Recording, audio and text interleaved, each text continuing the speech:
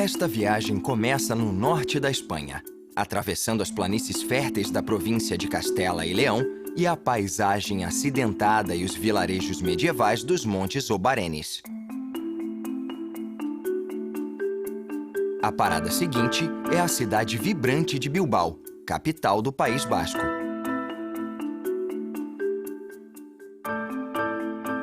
Depois, a jornada segue para as costas mais lindas da Espanha e para Mundaka.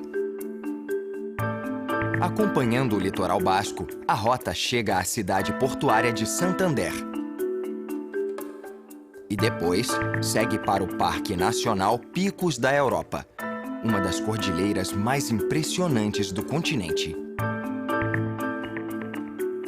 A viagem se encerra na famosa Basílica Nossa Senhora de Covadonga.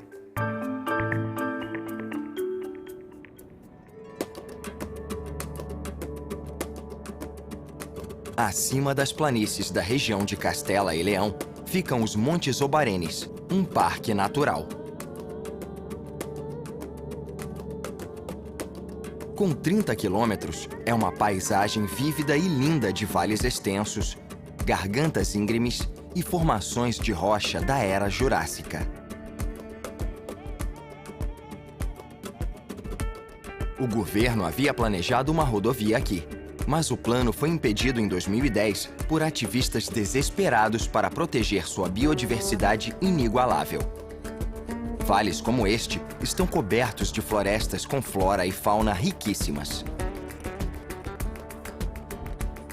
Pequenos vilarejos estão espalhados pela paisagem mais aberta, compondo uma pequena população humana de 35 pessoas por quilômetro quadrado.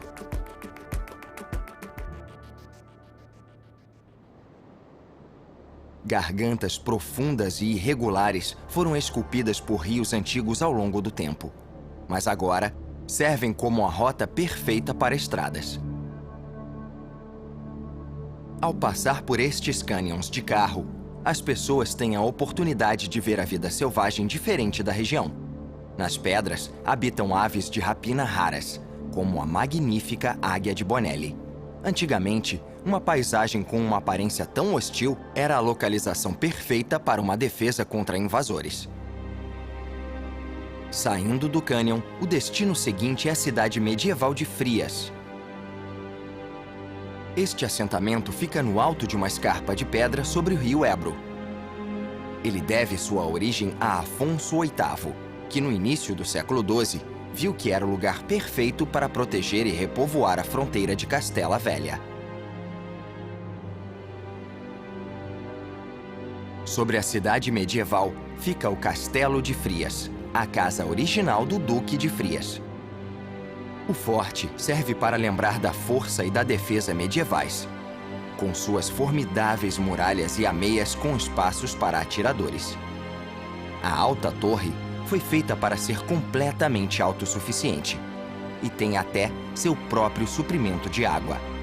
Até hoje, o portão do castelo é a única entrada da cidade. No lado oposto da rocha, fica outro ponto turístico famoso de Frias, a Igreja de São Vicente Mártir. Originalmente romanesca, esta bela construção tem vestígios de várias eras: medieval, barroca e mais moderna. Sua aparência original foi mantida até 1904, quando a torre antiga caiu e o frontispício original foi vendido para o Museu Cloisters, em Nova York. Mas sua restauração devolveu à igreja quase toda a sua glória de antigamente. Ela continua a atrair muitos visitantes, que fazem viagens longas para ver sua coleção de pinturas religiosas de grande importância.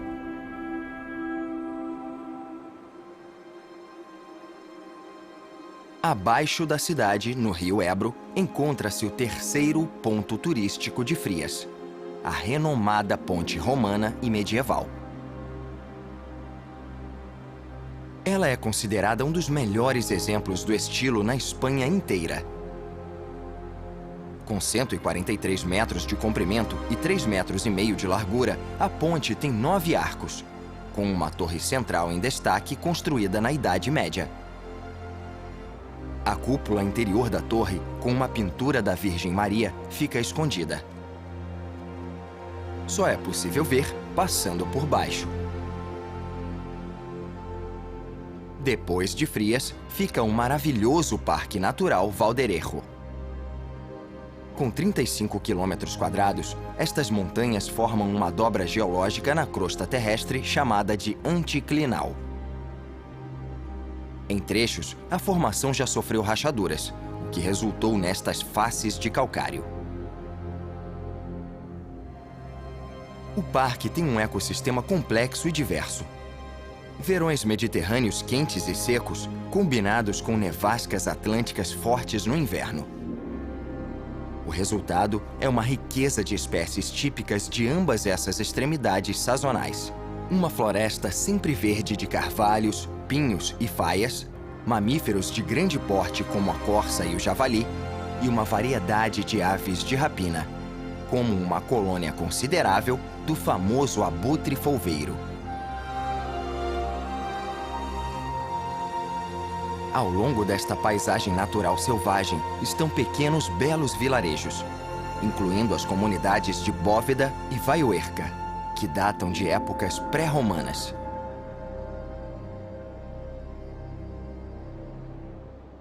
Atravessar este terreno impressionante dá a qualquer um uma ligação visceral com o passado antigo. As linhas em espiral do calcário capturam tangivelmente a história da paisagem espanhola, em constante movimento.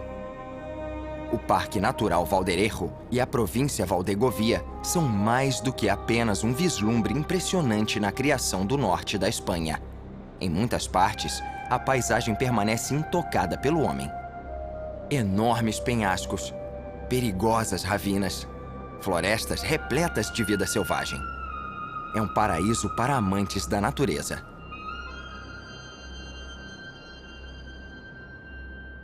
E fica a poucos quilômetros de um dos centros metropolitanos mais famosos da Espanha. Seguindo ao norte e em direção ao Golfo da Biscaia, o destino seguinte é a cidade costeira e capital da comunidade autônoma do País Basco, Bilbao. É o quinto maior centro urbano da Espanha, mas é mais conhecido mundo afora por ser o lar do famoso Museu Guggenheim. Na orla do rio Nervión, seu design impressionante foi criado pelo visionário arquiteto canadense Frank Gehry. É uma das maiores atrações arquitetônicas do mundo. O museu tem uma extensa coleção das melhores pinturas, fotografias e esculturas contemporâneas do planeta. Para dar um gostinho do que os visitantes podem esperar, eles são recebidos por Puppy, criação de Jeff Koons, que é uma estátua feita inteiramente de flores. Mas o prédio em si é a maior atração. E não é difícil ver por quê. Orientado pela Fundação Guggenheim a criar algo ousado e inovador, Gehry pensou em uma fusão de formas abstratas e superfícies reflexivas de metal. O museu foi inaugurado em 1997 como parte de uma revitalização da cidade toda. O efeito foi quase instantâneo. Em 3 anos, mais de 4 milhões de pessoas já tinham ido visitar, gerando mais de 650 milhões de dólares para o museu. Ele continua sendo um imã para amantes da cultura mundo afora. Mas a consequência desse aumento assombroso de visitantes foi a necessidade urgente de revitalizar a infraestrutura de transporte de Bilbao. Este é o novo terminal do aeroporto de Bilbao, como projetado por Santiago Calatrava. Foi inaugurado na virada do milênio para lidar com o aumento do número de turistas, cujo auge foi em 2011, quando passou de 4 milhões. Muitos visitantes acabam indo para o estuário de Urdaibai, com vista para o Golfo da Biscaia. Aqui, cidades como Pedernales são famosas pelas casas de pesca medievais e regiões adjacentes ao porto. Dizem que sua vizinha Mundaka é a cidade mais antiga de seu tipo da província. Foi o lugar onde uma princesa escocesa refugiada deu à luz o primeiro Lorde de Biscaia. Mas, curiosamente, a cidade agora é mais famosa por ser um renomado ponte de surf e por uma onda batizada com o nome de Mundaka.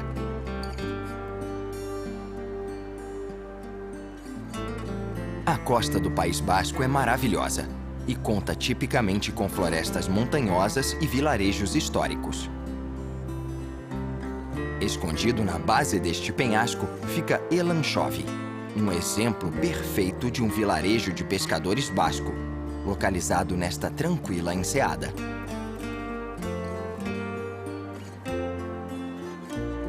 Protegido contra tempestades, é o lugar ideal para um porto. As casas do vilarejo margeiam o íngreme litoral.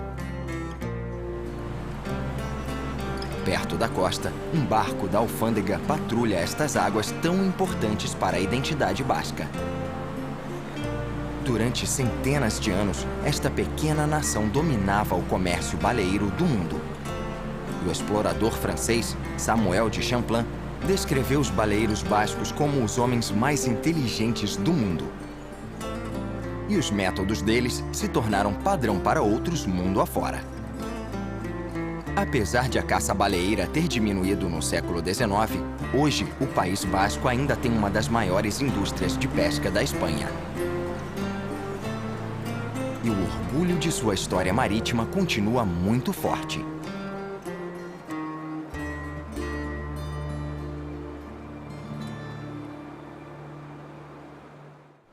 As praias da Costa Basca são conhecidas por sua beleza pitoresca, como este exemplo na beira do Parque de Urdaibai. Não surpreende o fato de que, durante o verão, grande parte da Espanha vai passar as férias no Golfo da Biscaia. Seguindo a oeste, além da ponta do estuário de Urdaibai, a próxima parada é a cidade costeira de Bérmil, o porto de pesca mais importante do País Basco. Aqui na água, na região medieval adjacente ao porto, é possível encontrar o navio baleeiro tradicional do século XVII, a Itaguria, hoje um símbolo local da supremacia marinha da região. E esta é a bela Cidade Velha, que tem uma história longa. Ela foi fundada em 1236. Lá encontra-se um museu para os pescadores da região. E visitantes podem explorar mais ao conhecer a gastronomia basca, considerada única, indo a um restaurante local. E, obviamente, quase sempre tem peixe fresco no cardápio. Sobrevoando a península a oeste, é hora de conhecer uma das joias secretas da Costa Basca: a pequena ilha de Gaztelugatxe e sua capela de São João. A capela, dedicada a João Batista, é acessada através de uma trilha precária e uma ponte. Reza a lenda que quem tiver coragem de completar a jornada precisa tocar o sino da igreja 3 vezes e fazer um pedido. Esta capela precisa de muitos pedidos, porque já foi incendiada e reconstruída várias vezes desde o século IX.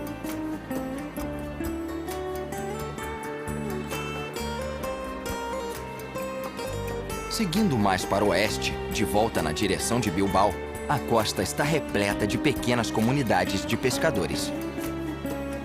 Estas cidades e estes vilarejos, encontrados na geografia basca tipicamente acidentada, sofreram reveses graves na economia ao longo das últimas décadas. E a maioria depende praticamente só do turismo para sobreviver o ano inteiro. Espanhóis e turistas internacionais enchem as belas enseadas e portos, centros históricos ribeirinhos, marinas e praias em formato de meia-lua.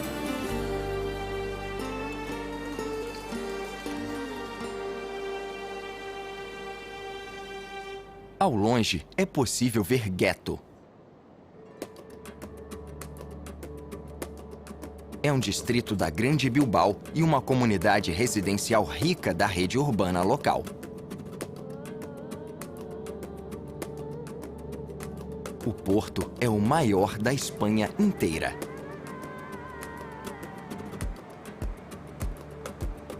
No ponto em que o porto acessa o Golfo da Biscaia, a foz do estuário de Bilbao serve como zona de permanência temporária para uma enorme variedade de transportes internacionais. Petroleiros predominam, mas muitos cruzeiros também aportam em Gueto, para ter acesso ao Museu Guggenheim.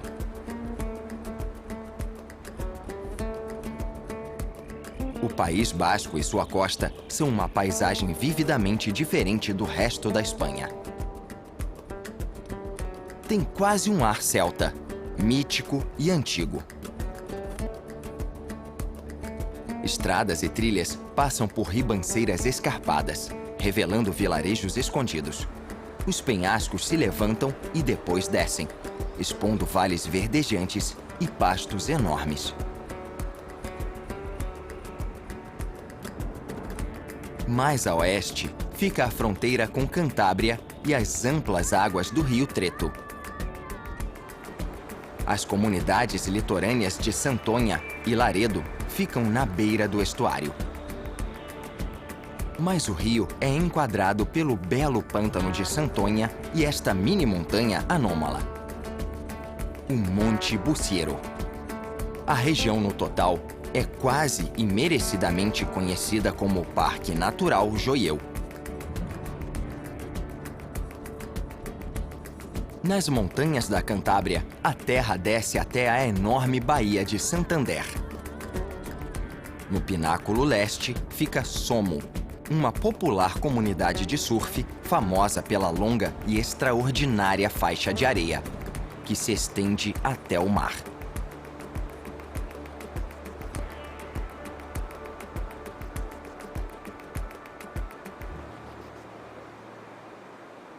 No lado oeste, do outro lado da praia, fica a movimentada cidade portuária de Santander, capital da Cantábria. Com uma população de 200 mil pessoas, é uma metrópole empolgante e de tamanho considerável, com enorme riqueza cultural e histórica. A posição da cidade na água é coroada pela incrível península de La Magdalena. No ponto mais alto de seu parque de 28 hectares, fica o Palácio Real, uma magnífica casa de veraneio para a família real espanhola. Além desse ponto, sozinha na entrada da Baía de Santander, fica a Ilha Mouro, acompanhada por seu farol, o primeiro dos dois que a cidade tem para ajudar navios a chegarem ao porto com segurança. Mais a oeste, fica o segundo, o Farol de Cabo Maior, precariamente situado na beira de um penhasco rochoso.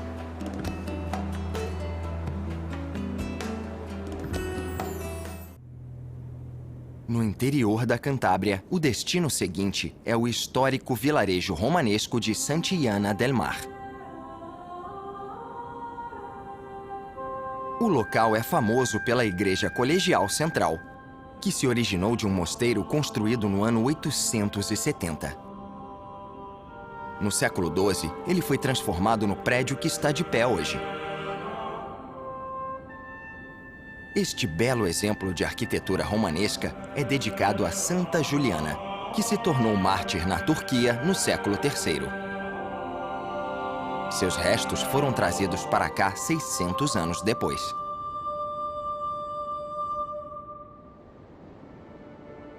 Continuando ao sul e a leste, ficam as inacreditáveis montanhas do Parque Nacional Picos da Europa.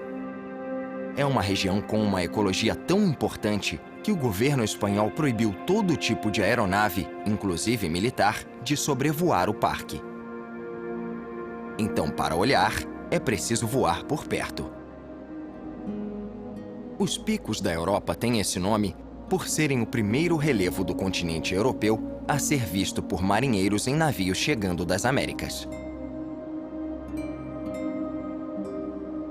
Eles são realmente marcantes, com terrenos muito íngremes chegando a até 2.500 metros.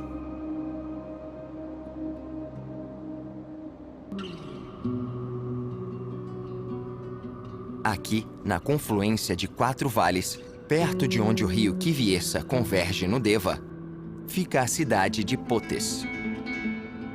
Esta comunidade medieval montanhosa é conhecida por sua histórica cidade velha, que parece um labirinto, assim como suas 3 pontes. A mais famosa delas é esta, a de San Cayetano, construída no século XIII. O charme do lugar vem de sua posição. Os prédios e as pontes acompanham os rios e vales. Espalhadas no centro histórico estão várias joias arquitetônicas pequenas. Por exemplo, esta ponte de pedra perfeitamente construída. Ou aqui, no coração da cidade, a Torre del Infantado. Imponente edifício do século XV, agora usado pela Câmara Municipal.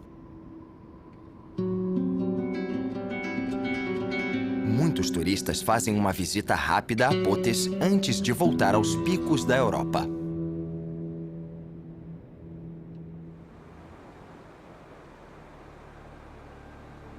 Seguindo a beira leste da cordilheira, esta magnífica região é pontuada por vilarejos remotos como este. Cabañas.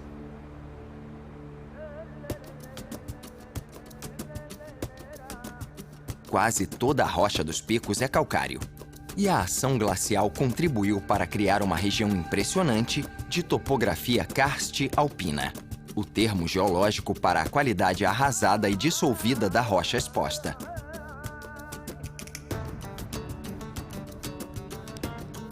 Não deve surpreender ninguém que uma paisagem tão linda e mítica vá abrigar uma fauna extraordinária. Camursas e lobos ainda vagueiam pelas colinas, enquanto os céus são ocupados por bútios, águias e abutres. Quanto à vida humana, a região atrai muitos praticantes dedicados de montanhismo, alpinismo e caminhadas, animados para chegar ao cume.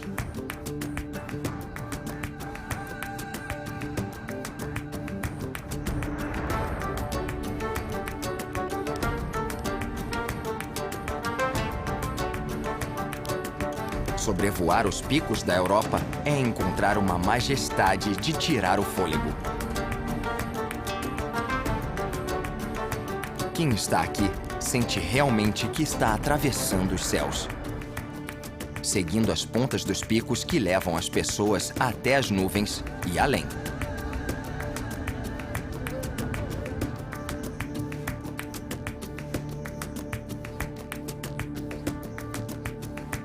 Depois destas vistas esplêndidas, é hora de atravessar o norte da fronteira do parque para o fim da jornada.